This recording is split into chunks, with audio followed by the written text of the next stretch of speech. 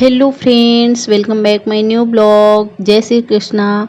आज है तीज और मैंने तीज का रखा है व्रत, जो कि सभी सुहागन औरत रखती हैं, तो मैंने भी रखा है। और अभी हो चुकी है शाम, 7-8 बज चुके हैं, तो मैं मुहूर्त से पूजा कर रही हूँ। इसमें 8 बजे का मुहूर्त दिया था, तो 8 बजे मैं पूजा कर रही हूँ।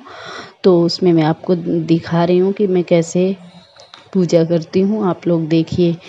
तो भगवान शिव की शिवलिंग मैंने रखी है और फोटो शंकर जी, पार्वती और कार्तिक गणेश पूरे परिवार की रखी है, और गणपति जी की मूर्ति मैंने भी रखी है। और मैंने जैसा भी बना मैंने डेकोरेशन छोटा मोटा कर लिया है। इसके बाद मैंने शहद से नहलाया, इसके बाद मैंने चीनी से नहलाया, फिर मैंने दही से नहलाया, फिर मैंने दूध से नहलाया शंकर जी की शिवलिंग को। इसके बाद मैंने पानी से नहलाया, और इसके बाद पंचामृत मैंने इकट्ठा बना के रखा था। फिर इसके बाद पंचामृत से नहलाया, फिर पानी से नहलाया।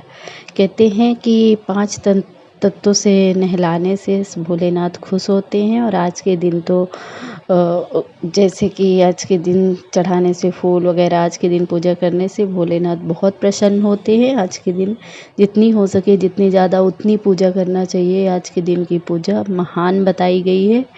तो मैंने नहला के, और बेलपत्र का इसमें बहुत अधिक महत्व है, लेकिन हमारे इधर मैं गुजरात में रहती हूँ, तो इधर तो बेलपत्र में वेन लगाया गया है, बेलपत्र को तोड़ने नहीं दिया जाता, इसलिए हमें बेलपत्री नहीं मिल पाई थी। फिर भी 5 किसी न किसी तरह छोटी छोटी मैंने 5 बेलपत्र का अरेंजमेंट किया था। 5 बेलपत्र कहीं से न कहीं से मेरे हस्बैंड लेके आए थे, जिससे कि बेलपत्र चढ़ाना तो बहुत ज़रूरी होता है तीज के व्रत में।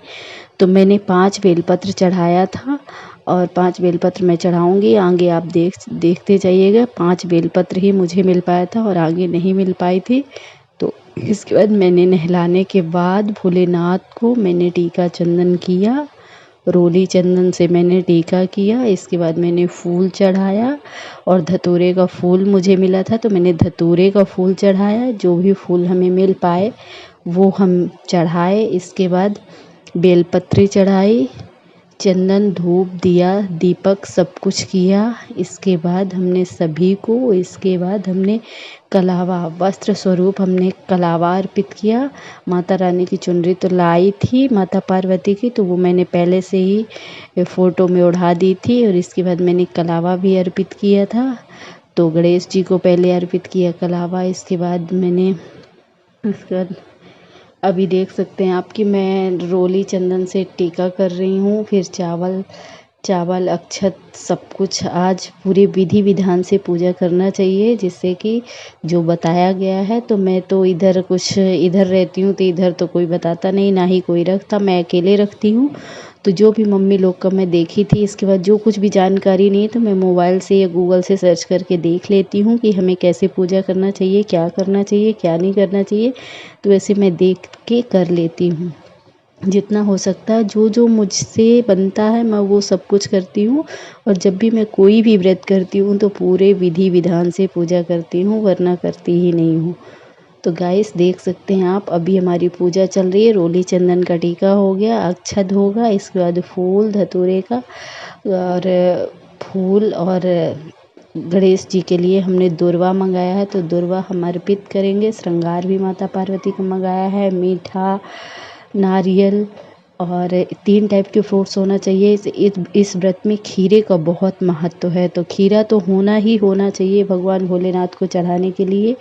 और केला, और 1 नारियल श्रीफल, मैंने 3 फ्रूट्स चढ़ाए हैं। 3 टाइप के चढ़ाना चाहिए क्योंकि तीज है तो। और 3 टाइप का मीठा मैंने 1 मीठा, 1 लड्डू, और 1 नहीं था तो हमने 1 खीर बनाया था। तो 3 टाइप का हमने मीठा अर्पित किया था भगवान भोलेनाथ को। तो 3-3 ही सब कुछ करना चाहिए तीज में।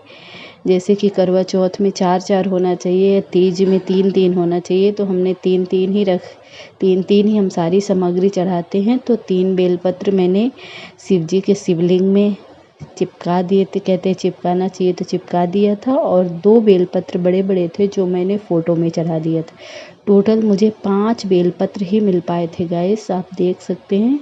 और इसके बाद आप इस ब्लॉग में बने रहिए, और अगर ब्लॉग पसंद आए तो आप लाइक शेयर कमेंट ज़रूर करना गाइस।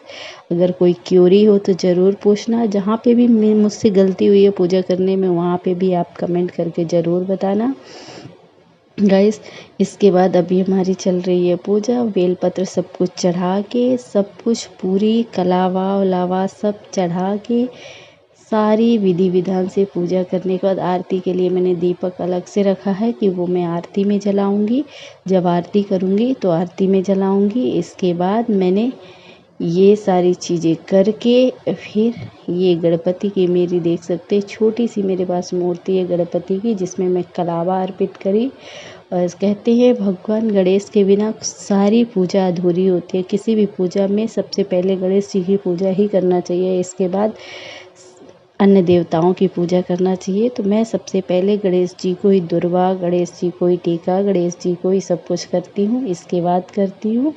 और गणेश जी को हम नहला भी देते हैं, ऐसा कुछ भी नहीं, हमारी मूर्ति ऐसी है कि ख़राब नहीं होती इसलिए। तो अभी इस बार तो हमने नहीं नहलाया है। और तो आप देख सकते हैं सामग्री है मेरी सुपारी, जनेऊ और पीला कलर का सिंदूर, अक्षत, ये सारी चीज़ें जो जो लगती हैं मैं सारी, ये सारा श्रृंगार जो जो रखता है मैंने। इसमें 16 श्रृंगार पैक आता है, मैंने वो ख़रीदा था। और मेहंदी, चूड़ी और कपड़ा, बिंदी अलग से भी ख़रीदा था, जिससे कि किसी को दिया जाता। अगर कोई नहीं हो तो बिंदी तो हम यूज कर लेते हैं।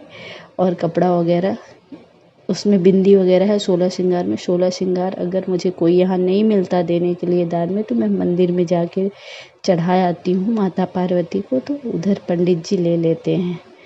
तो यही हम करते हैं, क्योंकि यहाँ हम किसको दें किसको ना दें, किसी को देंगे भी यहाँ गुजरात में तो वो लोग कुछ अलग समझते हैं, कुछ टोटका समझते हैं, कुछ भी।